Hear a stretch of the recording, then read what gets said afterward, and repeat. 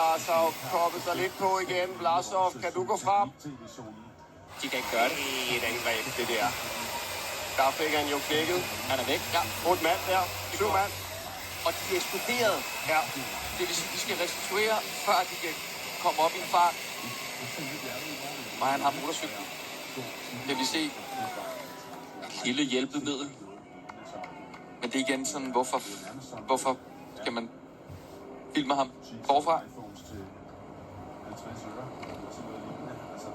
Ja, lad os så se, om de kan samle tropperne dernede. Men som du sagde her, Anders, de skal jo lige have pulsen ned under 220, inden de kan begynde at tænke på at trække Tim Wellens tilbage. Kan man næsten også fornemme, at han øger kraftigt nu.